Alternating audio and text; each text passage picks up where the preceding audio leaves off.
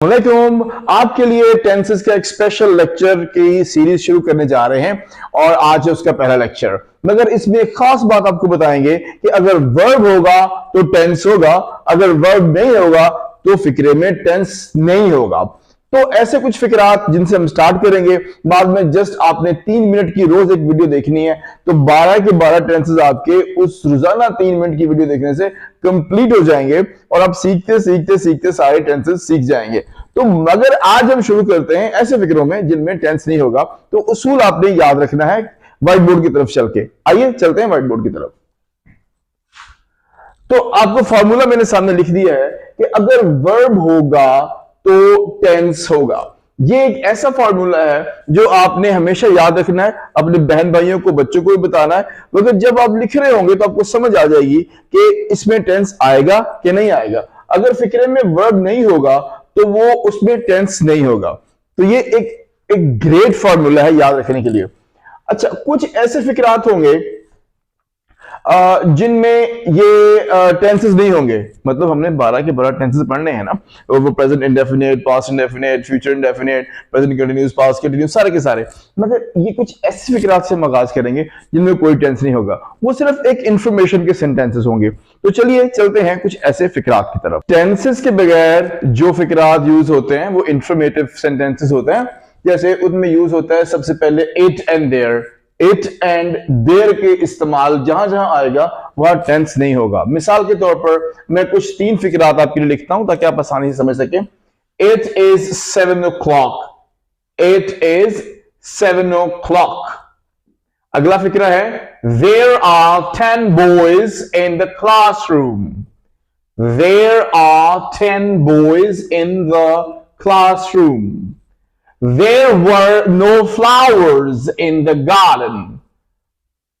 There were no flowers in the garden। अक्सर बच्चे कहेंगे फ्लावर्स नहीं होता, फ्लावर्स होता है, फ्लावर्स। तो भाई एक्चुअल वर्ड है फ्लावर। आवाज कैसे निकलेगी? एनीवेज बाद में इस पर बात करेंगे। सो अब अगर देखें, it is 7 o'clock, there are 10 boys in the classroom and there were no flowers in the garden। इसको हम अगर उर्दू में ट्रांसलेट करते हैं आपकी आसानी के लिए तो बनेगा 7 बजे हैं, क्लासरूम में 10 लड़के थे, बाग में कोई फूल ना थे। अच्छा, यहां पे थे की बजाय मैंने कहना था क्लासरूम में 10 लड़के हैं। There are 10 boys in the garden. Classroom में 10 लड़के हैं। अब ये इसकी एक ऐसी ट्रांसलेशन है जो कि सिंपल है। अगर इसकी वर्ड टू वर्ड ट्रांसलेशन की तरफ हम चलते हैं तो वो क्या बनती है? इसको वर्ड टू वर्ड ट्रांसलेट करते हैं, जैसे इट इज 7 o'clock, तो ये बनेगा ये 7 बजे हैं। There are 10 boys in the classroom।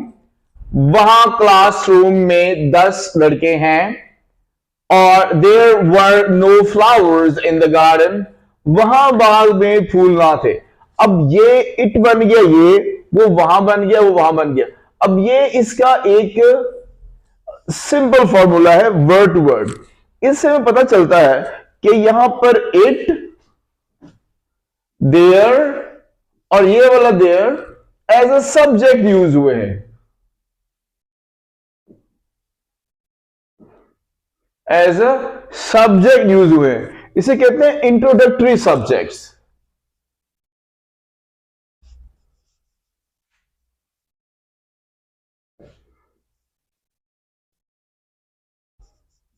तो ये आपके बन गए इंट्रोडक्टरी सब्जेक्ट। तो इस बात को आपने याद रखना है कि अब ये इसमें सिर्फ इंफॉर्मेशन है मगर काम कोई नहीं है। इसमें आपको काम कोई नजर नहीं आ रहा, तो इसलिए ये इंफॉर्मेशन के सेंटेंसेस हैं। ये फिक्रात में टेंस कोई नहीं है। चलते हैं मजीद मिसालों की तरफ। ये है हमारे पास कुछ एग्जांपल्स। मिसाल है इट इज इवनिंग। शाम हो गई है। अब उर्दू में आप कंफ्यूज होंगे कि हो गई है कैसे है, तो इंग्लिश में आप कह रहे हैं इट इज इवनिंग। भाई ऐसे ही होगा, ठीक है। शाम हो गई है, it's evening. Is there any player in the playground? क्या खेल के मैदान में कोई खिलाड़ी है? Is there any player in the playground?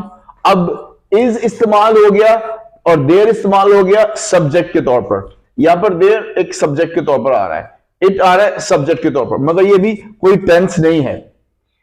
अच्छा, अगला फिक्रा सुनिए, there were no passengers at the platform, platform पर कोई मुसाफिर ना था।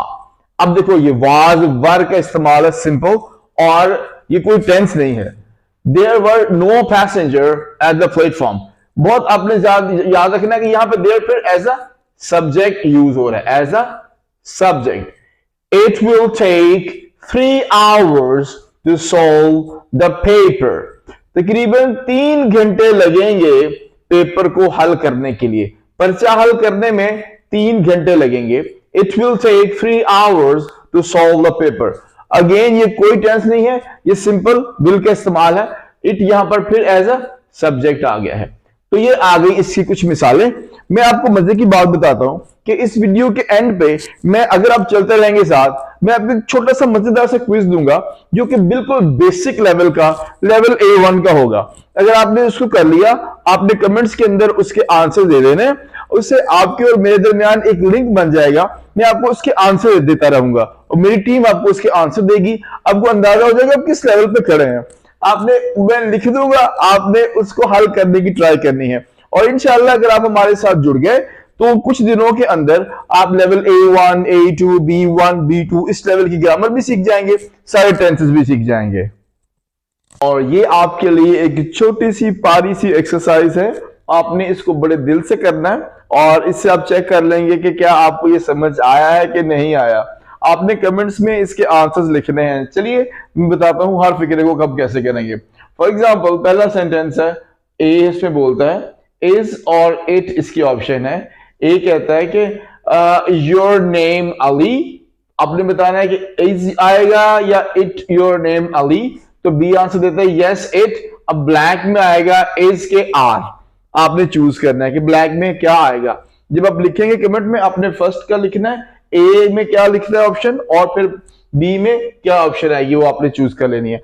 दूसरा सेंटेंस है, ए कहता है कि योर चिल्ड्रन हियर, अब इज के आर, योर चिल्ड्रन हियर सवालिया निशान है। बी कहता है नो दे आर के आरंट।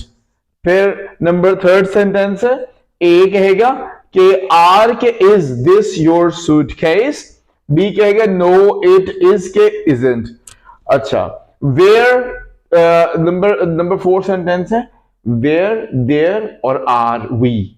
अब दूसरा कहता है आई थिंक, बी कहता है आई थिंक दिस आर के इज ऑक्सफोर्ड स्ट्रीट। नंबर 5 है आर और is, it Saturday today, B कहते हैं नो इट इज के आर संडे। अब ये बिल्कुल सादा सी, आसान सी लेवल 1 जिसे आप बिगिनर कहते हैं, सिंपल 0 लेवल की एक्सरसाइज है। ये आप कर लेंगे और मुझे उम्मीद है कि आपकी सारी की सारी ठीक होगी। हमारे चैनल को सब्सक्राइब कीजिएगा और अपने बहन भाइयों से सबसे शेयर कीजिएगा। आप हमारी सारी वीडियो जो इस चैनल के ऊपर है उसको भी देखते रहिएगा। बेल आइकन को एक्टिवेट कर लीजिएगा ताकि हमारे नए लेसन आपको पता चल जाएं। हम आपको सारे टेंसेस करा देंगे, बहुत सी वोकैबुलरी कराएंगे। अगर आप हमारे साथ जुड़ गए और हमारे चैनल पे आते रहे, विजिट करते रहे, तो यकीन मानिए इंग्लिश आप ऐसे बोलेंगे।